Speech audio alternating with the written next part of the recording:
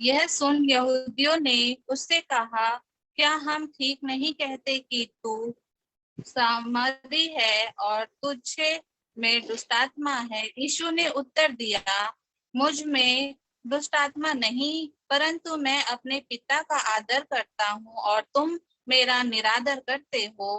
परंतु मैं अपनी प्रतिष्ठा नहीं चाहता, हाँ एक है जो चाहता है और न्याय करता है। मैं तुम से सच सच कहता हूँ कि यदि कोई व्यक्ति मेरे वचन पर चलेगा तो वह अनंत काल तक मृत्यु को ना देखेगा। यह परमेश्वर का जीवित वचन पढ़े जाने पर आशीष।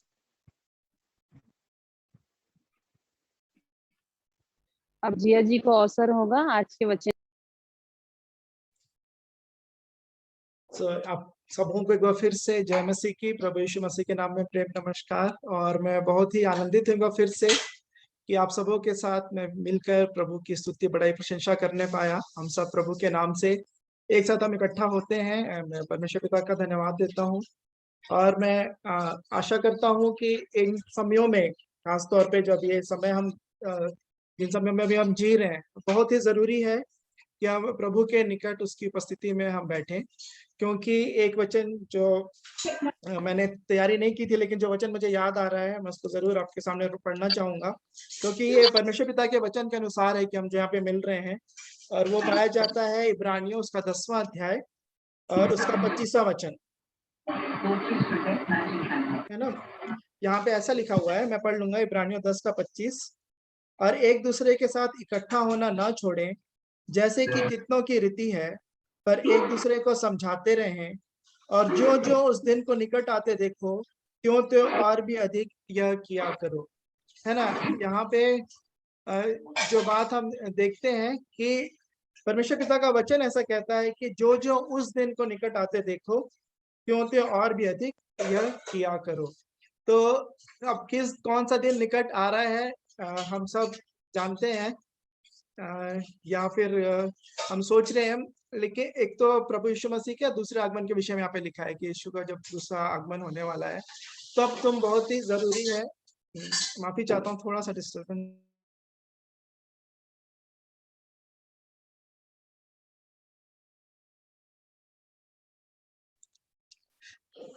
तो मेरी आवाज क्लियर है ना? आई बिलीव थोड़ा सा बीच में बैकग्राउंड नॉइज आ रहा होगा, थोड़ा सा बियर कीजिएगा मेरे साथ थोड़े समय के लिए।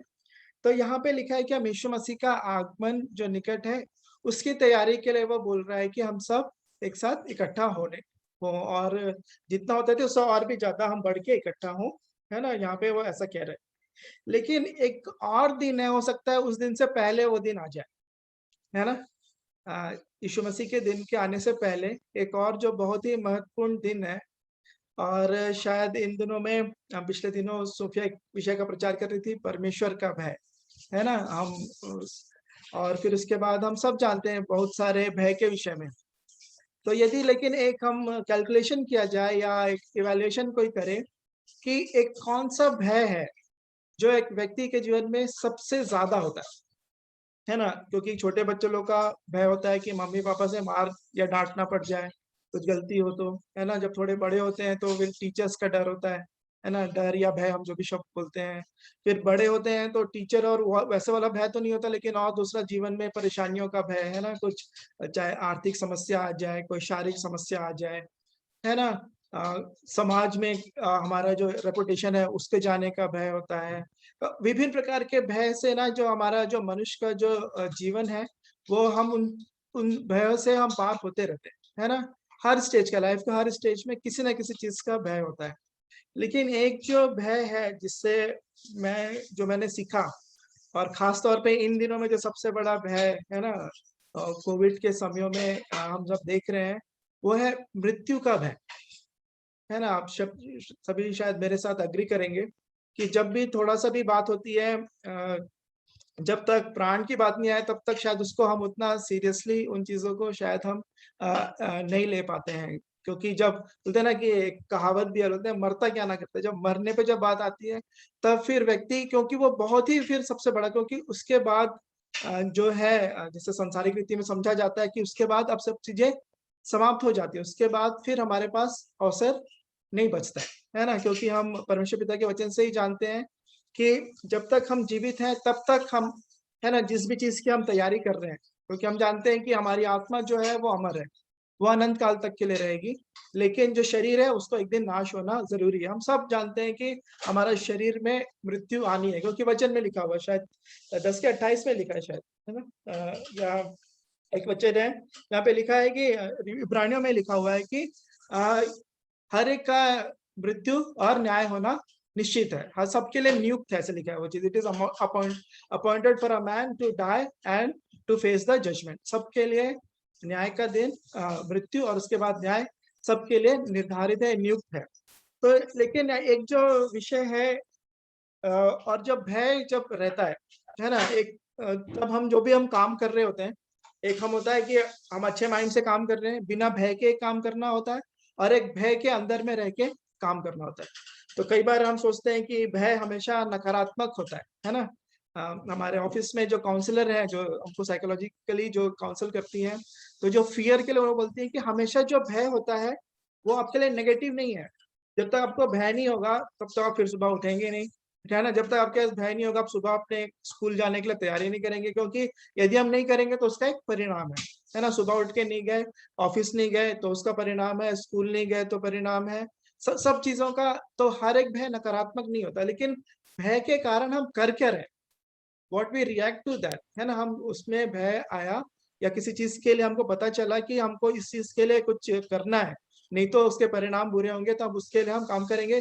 तो इसी कारण हर एक जो भय है वो नकारात्मक नहीं है। लेकिन एक जो ये मृत्यु का जो भय होता है, अभी हम देख रहे थे बहुत समयों, इन समयों में ऑक्सीजन सिलेंडर्स नहीं मिल रहे थे कुछ समय, है ना। कुछ फिर लोगों ने कहा कि एक दवाई है, ये दवाई हो जाएगी तो इंसान बच जाएगा, उसके लिए फिर उन्होंने पूरी कोशिश कर दी।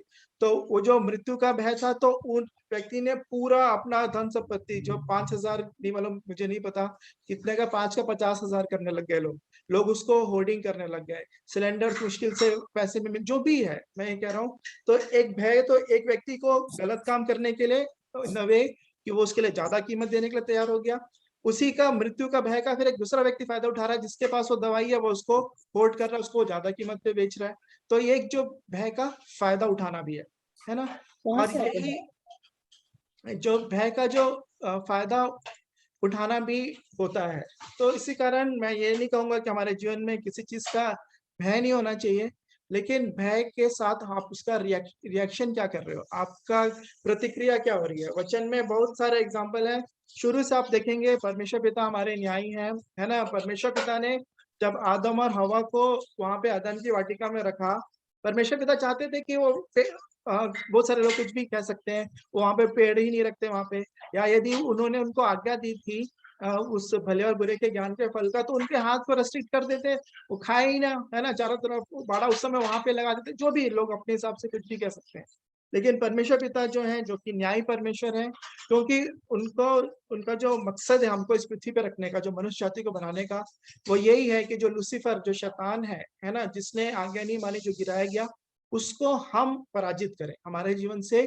उसको पराजित करना ही परमेश्वर पिता का हमारे मनुष्यों के लिए उद्देश्य। हम सब लोग मनुष्य, हम सोच सकते हैं, कई बार ऐसे सवाल भी आते हैं, परमेश्वर पिता ने हमको बनाया ही क्यों है ना। इस पृथ्वी पे क्यों रचना करने की क्या जरूरत पड़ी, इतना कष्ट है, मुसीबत है, इतनी बीमारियां हैं पूरे संसार में। देखा जाए अगर मनुष्य का जीवन इवेल्युएट किया जाए तो शुरू से लेके ही, जैसे मैंने कहा, भय से बच्चे भी हैं, माँ बाप जब वो घर पे तब भी उसकी उनको डांट पड़ती रहती है, ये करो वो नहीं करो, मार पड़ती रहती है। फिर स्कूल का लाइफ है, कॉलेज लाइफ है ना, जॉब का लाइफ है।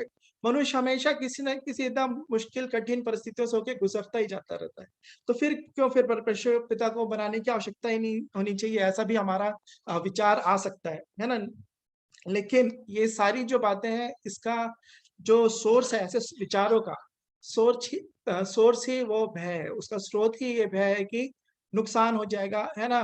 कितना कुछ भी कर लें, यदि हम संसार की हर एक बातों को यदि हम पालें, वचन ही बताता है, धन संपत्ति अडानी अंबानी के पास कम नहीं है ना वो, लेकिन तब भी वो दिन रात लगे रहते हैं, तब भी उसका कोई सीमा नहीं है। हमारे पास तो नहीं मालूम कितना परसेंटेज है, कुछ होगा आप लोगों के पास, कुछ परसेंटेज उसमें से, है ना। धन संपत्ति हमारे पास बहुत होगी, लेकिन उसके बाद भी उसकी कोई सीमा नहीं है ना। कुछ लोगों के पास अपना दिन पार कैसे करेंगे, 2 की रोटी कैसे मिलेगी, 2 जून की रोटी पार हो, 2 जून पार हो गया, 2 जून की रोटी के विषय में बात करते हैं हम। लेकिन कुछ लोगों के पास भोजन भी नहीं है, कुछ लोगों के पास बहुत ज्यादा है, चाहे धन हो, चाहे संपत्ति हो, चाहे घर बार गाड़ियां कुछ भी हो, सब कोई लिमिट नहीं है ना। इस संसार में हम पाते जाएंगे, और उसमें भी फिर भय ही है। ज्यादा ज्यादा संपत्ति हो गई फिर भय, कहीं चोरी ना हो जाए, ये चांदी सोना हो गया, गाड़ी हो गई तो उसकी चिंता, पार्किंग कहाँ करेंगे। दिल्ली में रहता हूँ मैं, तो मुझे पता है एक गाड़ी को रखने में पार्किंग की कितनी समस्या है। तो अब हर जीवन में हम बहुत सारे परेशानियों और इन सारी बातों से हम जूझते रहते हैं। लेकिन जो सबसे बड़ा जो भय जो मैंने अपने जीवन में सीखा, जो पाया, वो है मृत्यु का भय। और लेकिन परमेश्वर पिता का धन्यवाद हो कि उन्होंने मसीह यीशु के द्वारा हम सब पर ये करुणा और दया की है कि हम इस भय से हम कर सकते हैं, है ना। सो मैं देखता हूँ कि वर्षा चाची का हैंड रेज, अगर कुछ वो कहना चाहते हैं। नहीं, गलती से हो गया, सॉरी। No problem sorry. तो बिल्कुल अभी आप लोगों को भी अवसर है, हम आपस में बातचीत ही करेंगे। क्योंकि वचन का प्रचार हम लोगों ने बहुत सुन लिया है ना। और वचन का प्रचार सुन सुन के फिर ये भी एक और प्रचार ना हो जाए। मैंने प्रभु से यही दुआ की कि कुछ जो बातें हैं हम सीखें अपने जीवन के लिए, कि सिर्फ एक और बहुत अच्छा प्रचार था या जो भी है, आप इस बात पे ना जाएं मैं कैसे दिख रहा हूँ, कैसे बोल रहा हूँ। क्योंकि शैतान जो है ना, उस वचन को चुराना चाहता है। हम यूहन्ना 1:1 में जानते हैं, आदि में वचन था, वचन परमेश्वर के साथ था, वचन ही परमेश्वर था। तो ये जो वचन की जो बातें हैं, जो अभी हम सुन रहे हैं, जो पढ़ रहे हैं, हर एक बातें वचन से ही संबंधित है। तो हम हमारा उस पे ध्यान जाने पाए, और ये जो बहुत बड़ा जो भय है, उससे हम कैसे छुटकारा पा सकते हैं, उसके विषय में परमेश्वर पिता का वचन क्या कहता है, हम उसको देखेंगे। और यहाँ पे इसके लिए मैं वचन पढ़ूंगा, इब्रानियों 2 उसका 14 वचन। यहाँ पे लिखा है, इसलिए जबकि लड़के मांस और लहू के भागी हैं, तो वह आप भी उनके समान उनका सहभागी हो गया, ताकि मृत्यु के द्वारा उसे जिसे मृत्यु पर शक्ति मिली थी, अर्थात शैतान को निकम्मा कर दे, और जितने मृत्यु के भय के मारे जीवन भर दासत्व में फंसे थे, उन्हें छुड़ा ले। हालेलुया। तो यहाँ पे जो बात लिखी है कि जबकि लड़के मांस और लहू के भागी हैं, हम सब जो है मांस और लहू में हैं, ताकि तो वह आप भी उनके समान उनका सहभागी हो गया। यहाँ पे प्रभु यीशु मसीह के विषय में लिखा है कि वो भी हमारे साथ, हमारे जो हमारा मांस और लहू जैसा शरीर था, वो लेकर इस पृथ्वी पर आ गए, जिसके लिए हम क्रिसमस मनाते हैं बड़े धूमधाम से, है ना। वो यहाँ पे आ गए ताकि मृत्यु के द्वारा उसे जिसे मृत्यु पर मिली शक्ति मिली थी, अर्थात शैतान को निकम्मा कर दे। किसके द्वारा? मृत्यु के द्वारा, जिसको मृत्यु के ऊपर शक्ति मिली थी, शैतान को वो निकम्मा कर दे, है ना। प्रभु यीशु मसीह ने उसको कैसे निकम्मा किया, हम सब जानते हैं कि प्रभु यीशु मसीह मेरे लिए, हमारे व्यक्तिगत सभी के लिए, पर सारे जगत के लिए इस पृथ्वी पर आए, वो हमारे गए, गाड़े गए, और मृतकों में से तीसरे दिन जी भी उठे। तो वहां पे उन्होंने मृत्यु को वहां पे हरा दिया। तो इसी कारण जैसे कि मैं इस बात को भी सोच रहा था, मेरा विचार था ये कि जितना धूमधाम से हम क्रिसमस मनाते हैं ना, उतना धूमधाम से हम पुनरुत्थान का दिन हम नहीं मनाते, जो कि ईस्टर जैसे कहा जाता है। वो ईस्टर एक देवी के नाम पे रखा गया था, इस कारण पुनरुत्थान का दिन या रेजरेक्शन डे मैं उसको कहूंगा, जिसको हम आमतौर पे ईस्टर के नाम से जानते हैं। तो वो दिन जो है, वो हमको मृत्यु से छुड़ाने वाला दिन है। और इसी कारण मैं आपसे यही कहूंगा कि यहाँ पे जो 15वां वचन कहता है, इब्रानियों 2 का मैं 15 पढ़ रहा हूँ, यहाँ पे ऐसा लिखा है, और जितने मृत्यु के भय के मारे जीवन भर दासत्व में फंसे थे, उन्हें छुड़ा ले। एक व्यक्ति जीवन भर मृत्यु के दासत्व में ही रहता है ना, जब तक प्रभु यीशु मसीह आकर उसको ना छुड़ा ले, या प्रभु यीशु मसीह को वो ग्रहण ना कर ले, है ना। तो इसी कारण बहुत ही जरूरी है कि अब क्या कहते हैं, शायद आपने इस बात को पहले भी सुना होगा, लेकिन यदि आपके पास यदि मृत्यु का भय आ रहा है, क्योंकि अभी मेरे पिछले दिनों में मुझे भी कोविड हुआ था अक्टूबर में, है ना। और तब मैं भी यही सोचने लगा कि कहीं इसका अंत मृत्यु तो नहीं है ना। मैं अपने विचार में, जब भी हम बीमार होते हैं तो हम बहुत सारी बातों को सोचने लगते हैं, और इस टाइम पे खास तौर पे तो सीधा यही हो रहा था, कोई इलाज नहीं है, कुछ नहीं है। अक्टूबर उस समय थोड़ा सा नया ही था, है ना। तो उस समय लेकिन आपको जैसे हम देखते हैं, हम हमारे बीच में से बहुत सारे प्रिय उठाए भी लिए गए, है ना, कि प्रभु में वो सो गए, कि उनकी मृत्यु हो गई। तो क्या हम यहाँ पे जो हमारा ये जो जीवन है, क्या हम मृत्यु के भय में तो हम अपना जीवन नहीं जिए? क्योंकि बहुत सारे लोग, मैं आपको बताना चाहता हूँ, आप सब जानते भी होंगे इस बात को, कि प्रभु यीशु मसीह के जितने चेले थे, यहूदा को छोड़कर हर एक जन, और यूहन्ना को भी छोड़कर, यूहन्ना के लिए कहा जाता है कि उन्होंने, उनकी नेचुरल डेथ हुई, बाकी अदरवाइज सभी ने उस यीशु मसीह के नाम से मृत्यु को सह लिया। उनके पास सीधा वो था कि तुमको मृत्यु की दंड दिया जाएगा। हम स्तिफनुस के बारे में जानते हैं, है ना, कि उनको मृत्यु से उनको भय ही नहीं था।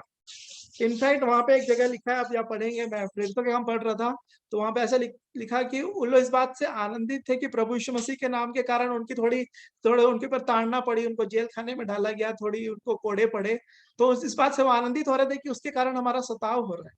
तो यहाँ पे मैं यही आप लोगों के आज मैं उत्साहित करना चाहूंगा कि हमको मृत्यु का भय हमारे जीवन से प्रभु यीशु मसीह के द्वारा वो उठ जाए, उखड़ जाए पूरी रीति से, किसी के अंदर भी। क्योंकि मैं एक बात बताना चाहता हूँ, और भय जो होता है खास तौर पे बहुत सारी बातें होती हैं। मृत्यु में भय क्यों होता है? पहली बात यह है कि हमको नहीं पता कि इसके बाद क्या होगा, है ना। बोलते बहुत सारी बातें हैं लोग, बहुत सारी चीजें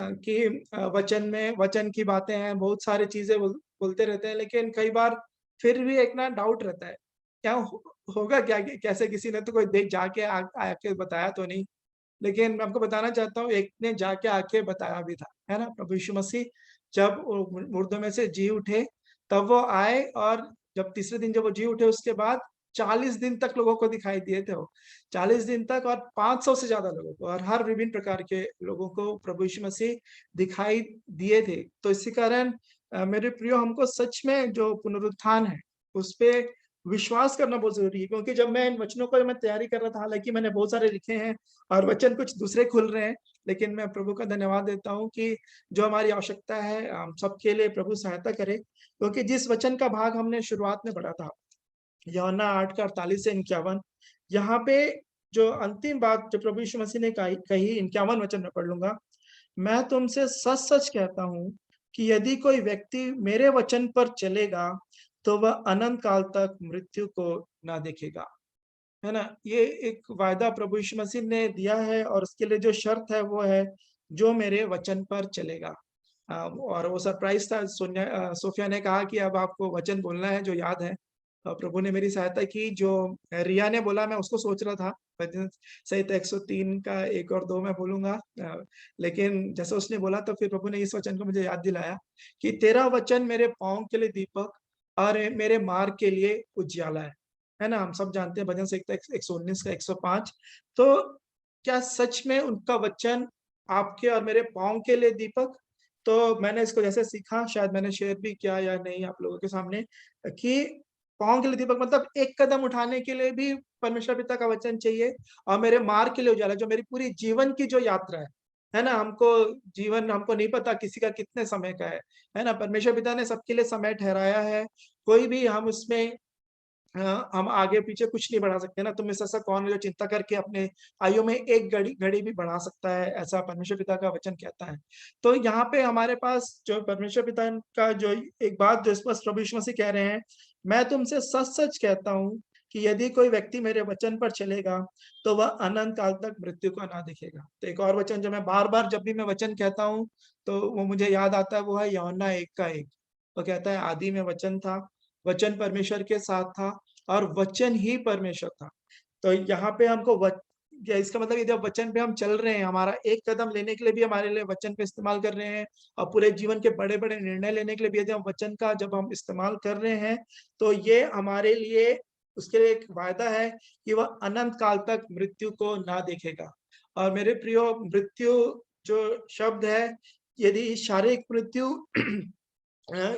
के लिए यदि हम डर रहे हैं, है ना, तो वो डर आपका जो है, आपको कहीं अनंत जो मृत्यु है, जो दूसरी मृत्यु जिसके विषय में प्रकाशित वाक्य में कहा गया है ना, कहीं उससे आपको ना भटका दे। क्योंकि हमने शुरू में देखा कि भय के कारण हमारा रिएक्शन बदल जाता है ना। जब हम भाग रहे होते हैं कहीं से अपनी जान बचाने के लिए, है ना, तो चाहे नॉर्मल दिन में 6 फीट की दीवार हम पार नहीं कर पाएंगे, लेकिन यदि पता चले कि हमारे लिए हमारी जान पे बनी है ना, कोई बड़ा सा बैल आपके पीछे आ रहा है इतने बड़े बड़े सिंग लेके भागते हुए, तो आप 6 फीट क्या 10 फीट की दीवार को भी पार कर जाएंगे, क्योंकि वो आपके पास वो भय आ गया उस चीज का, है ना। तो इसी कारण मैं कहता हूँ उस भय का हम सही इस्तेमाल करें। और शैतान भी इसी चीज के लिए, जैसे हमने पढ़ा इब्रानियों में कि शैतान को मृत्यु पे अधिकार है ना, शरीर की जो जो मृत्यु है, क्योंकि हम जानते हैं रोमियो 6:23 में कि पाप की मजदूरी मृत्यु है ना, और पाप के कारण मृत्यु आई, और उसके द्वारा फिर शैतान मनुष्यों के ऊपर फिर उसका भय दिखाकर हमसे बहुत सारे काम करवाता है। इस कारण मेरे प्रियो, मैं यही आपको आज के दिन उत्साहित करना चाहूंगा कि इस शरीर के लिए हम चिंता ना करें, क्योंकि एक वचन है, वचन तो कैसे वैसे बहुत सारे हैं, लेकिन हम वचन देखेंगे 1 कुरिन्थियों और उसका 15वां अध्याय, 1 कुरिन्थी उसका 15वां अध्याय और उसका 19 वचन। हालांकि शुरू से यदि पढ़ेंगे, आपको कभी मौका मिलेगा तो आप पूरा उसका 12 से लेकर 26 तक पढ़िएगा, लेकिन मैं आपके सामने 19 वचन पढ़ता हूँ। यहाँ पे लिखा है, यदि हम केवल इसी जीवन में मसीह से आशा रखते हैं तो हम सब मनुष्यों से अधिक अभागे हैं, है ना। यहाँ पे लिखा है इसी जीवन में यदि हमको सब कुछ चाहिए तो फिर हम सब मनुष्यों से अधिक अभागे। इसका मतलब यह है कि इस जीवन में कुछ नहीं लेना है, इसका मतलब ये नहीं है। इसका मतलब ये है कि इसी जीवन में यदि हम आशीषों के पाने के चक्कर में उस जो अनंत जो हमारे लिए महिमा रखी गई है, जो अनंत जीवन जो हमारे लिए रखा गया है, उसको हम कहीं दांव पे ना लगा दें। क्योंकि मेरे प्रियो, एक जो बहुत बात जो मैंने इन दिनों में सीखी है, जब यीशु मसीह की परीक्षा हुई तो पहली बात तो हुई रोटी से, है ना, कि तो यदि परमेश्वर का पुत्र इस पत्थर से क्या कि रोटी बन जाए। प्रभु यीशु मसीह 40 दिन से निराहार थे, लेकिन तब भी प्रभु यीशु मसीह ने उत्तर दिया, लिखा है कि मनुष्य केवल रोटी से नहीं, लेकिन हर एक वचन जो परमेश्वर पिता के मुंह से निकलता है उससे जीवित रहेगा। तो वचन के द्वारा वहां पे भी हम देखते हैं कि एक मनुष्य जीवित रहेगा, है ना। रोटी, शारीरिक रोटी से भी बढ़कर परमेश्वर पिता का वचन हमारे जीवन के लिए बहुत जरूरी है।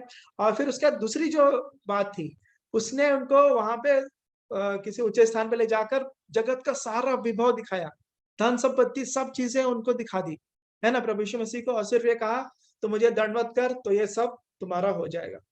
तो एक सवाल यही है, हम सबको अपने संसार का सारा विभव, है ना, दिखाया गया। तो हम में से कौन है जो इस अपने जीवन में हमको धन संपत्ति विभव नहीं चाहिए, है ना। हम सबको चाहिए, हम सब उसको आशीष के रूप में गिनते हैं। हम कहते हैं कि परमेश्वर पिता की आशीष है जो भी चीजें हमारे पास है, लेकिन देख लीजिए कि वहां पे प्रभु यीशु मसीह को कौन दे रहा था? शैतान दे रहा था धन संपत्ति और सारा विभव। सिर्फ और एक ही शर्त थी, उसने सिर्फ एक काम करने के लिए बोला था कि तू मेरे सामने दंडवत कर दे, है ना।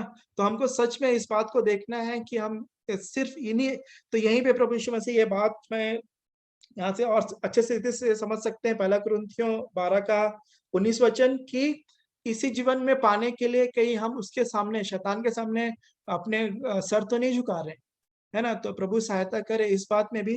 तो अभी हम देख रहे थे कि मृत्यु के भय से, है ना, जो हमको बचा सकता है, छुड़ा सकता है, हमने इब्रानियों में पढ़ा।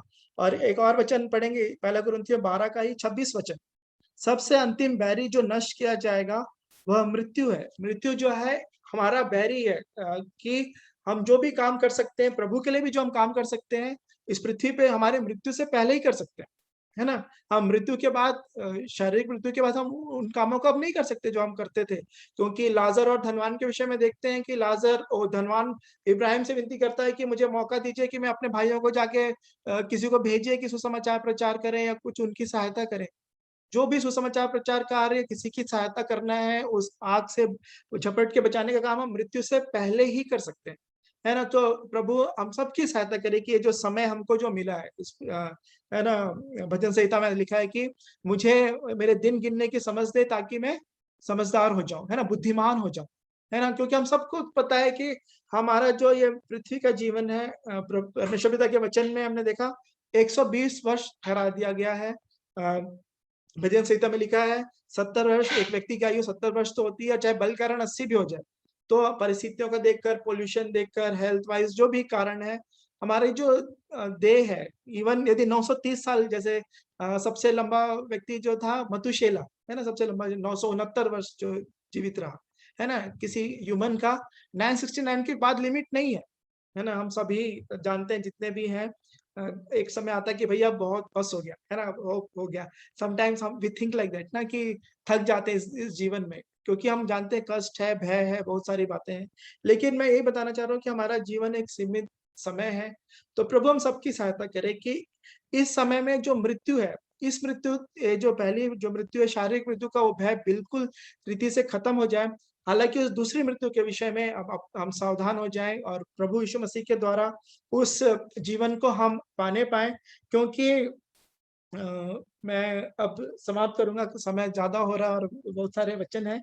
लेकिन जो बात मैं आपके सामने रखना चाहूंगा वो मृत्यु के विषय में हम देख रहे थे कि किस वजह से, क्योंकि हम नहीं जानते क्या होगा, मेरे बाद क्या होगा, कि जो परिवार में जो लोग रह जाएंगे उनका क्या होगा। तो पिछले दिनों मैं एक वचन सुन रहा था कहीं पे, तो मैं जरूर उस बात को शेयर करूंगा, जो कि पाया जाता है यहोशू उसका पहला अध्याय और उसका पहला वचन। हम उसको बहुत ज्यादा कोट करते हैं, लेकिन इस भाग को यदि आपने ध्यान दिया होगा तो परमेश्वर पिता का धन्यवाद हो, मेरा ध्यान इस पे अभी गया जब उस वचन को मैंने सुना। यहाँ पे लिखा है, यहोवा के दास मूसा की मृत्यु के बाद यहोवा ने उसके सेवक यहोशू से, जो नून का पुत्र था, कहा, मेरा दास मूसा मर गया है, इसलिए अब तू उठ, कमर बांध और इस सारी प्रजा समेत यरदन पार होकर उस देश को जा जिसे मैं उनको अर्थात इसराइलियों को देता हूँ। यहाँ पे परमेश्वर पिता का दास मूसा, इतना बड़ा दास, इतना बड़ा काम करके वो लेकर आ रहा है। लेकिन यहाँ पे परमेश्वर पिता कहते हैं, दूसरा वचन, मेरा दास मूसा मर गया है, इसलिए अब तू उठ। तो आप या तो परमेश्वर पिता के काम के विषय में भी मत सोचिए कि यदि आपकी मृत्यु हो जाएगी तो क्या होगा, और संसार के विषय में तो बिल्कुल भी नहीं सोचिए, क्योंकि हमने अपने प्रियो को मैंने अपनी मम्मी को 20 साल पहले खोया। लाइफ चेंज जरूर हो जाती है, बहुत उस समय बहुत दुख होता है, बहुत सारी चीजें होती है, लेकिन जो लाइफ है ना, वो चलती रहती, कुछ ना कुछ और इसमें हम सब जानते हैं कि यदि जैसे रोमियो 8 का 28 वचन कहता है कि हमारे लिए हर एक बातें मिलकर भलाई को उत्पन्न करती हैं, जितने उससे परमेश्वर पिता से प्रेम रखते हैं और जो उनकी इच्छा के अनुसार बुलाए गए हैं। तो इसी कारण हमारे जीवन में कोई भी बात आ जाए, परेशानियां, बीमारियां, इवन मृत्यु भी, वो सारी बातें हमारे जीवन के लिए भलाई ही उत्पन्न करती हैं। खासतौर पे जो शरीर की जो मृत्यु है वो तो आना ही है। तो लेकिन प्रभु हम सबकी सहायता करे कि आप ये ना सोचे कि परमेश्वर पिता का काम रुक जाएगा या संसार का कोई काम रुक जाएगा, लेकिन सिर्फ इस बात का ध्यान रखें कि हम जो दूसरी मृत्यु है उससे हम जयवंत होने पाए। और वो जय हमको कहाँ से मिलती है? हमको वो जय प्रभु यीशु मसीह के द्वारा मिलती है, जो कि हमने इब्रानियों 2 के 14 और 15 में पढ़ा था। और यही बात यहाँ पे भी लिखी हुई है, जो कि हमने अभी पढ़ा था, पहला कुरिन्थियों 15 अध्याय। तो उसमें जो बात लिखी मैं जरूर पढ़ूंगा। प्रभु हम सबकी सहायता करेंगे और मैं जल्द ही समाप्त करूंगा। तो पहला कुरिन्थियों और उसका 15वां अध्याय और उसका 54 वचन से आगे मैं पढ़ लूंगा। फर्स्ट कुरिन्थियों 15:54 ऑनवर्ड्स। और जब यह नाशवान अविनाश को पहन लेगा और यह मरणहार अमरता को पहन लेगा, तब वह वचन जो लिखा है पूरा हो जाएगा, जय ने मृत्यु को निगल लिया, हे मृत्यु तेरी जय कहाँ रही, हे मृत्यु तेरा डंक कहाँ रहा। 56 वचन, मृत्यु का डंक पाप है और पाप का बल व्यवस्था है, परंतु परमेश्वर का धन्यवाद हो जो हमारे प्रभु यीशु मसीह के द्वारा हमें जयवंत करता है। हालेलुया। इसलिए हे मेरे प्रिय भाइयों, दृढ़ और अटल रहो और प्रभु के काम में सर्वदा बढ़ते जाओ, क्योंकि यह जानते हो कि तुम्हारा परिश्रम प्रभु में व्यर्थ नहीं है। तो इसलिए मैं इसके साथ इस वचन को, अपने वाणी को मैं विराम दूंगा। आशा करता हूँ प्रभु के वचन ने आपकी सहायता मदद की है, और यही मैं अपेक्षा करता हूँ कि इस समय में मृत्यु का जो भय है उससे हम अपने जीवन को हम निकालें। और यहाँ पे लिखा है 57 वचन, परंतु परमेश्वर का धन्यवाद हो जो हमारे प्रभु यीशु मसीह के द्वारा हमें जयवंत करता है। तो प्रभु यीशु मसीह के द्वारा, और प्रभु यीशु मसीह को हम सब जानते हैं, यूहन्ना 1:1 में लिखा है, आदि में वचन था, वचन परमेश्वर के साथ था, वचन परमेश्वर था। और 14वां वचन कहता है वचन देहधारी हुआ, वही यीशु है। और फिर हमने यहाँ पे देखा कि यदि हम वचन के साथ साथ चलते रहेंगे तो फिर हम अनंत काल तक मृत्यु को फिर हम नहीं देखेंगे। प्रभु हम सबकी सहायता और मदद करें। और आप सबों का धन्यवाद ये समय देने के लिए। सबों को फिर से सलाम, जय मसीह की। जो बड़े बाद में जुड़े, जो प्रिय, आप सबों से मिलकर बहुत ही अच्छा लगा। मैं परमेश्वर पिता का धन्यवाद देता हूँ समय के लिए, और परमेश्वर पिता हम सबों को आशीष दे। Thank you.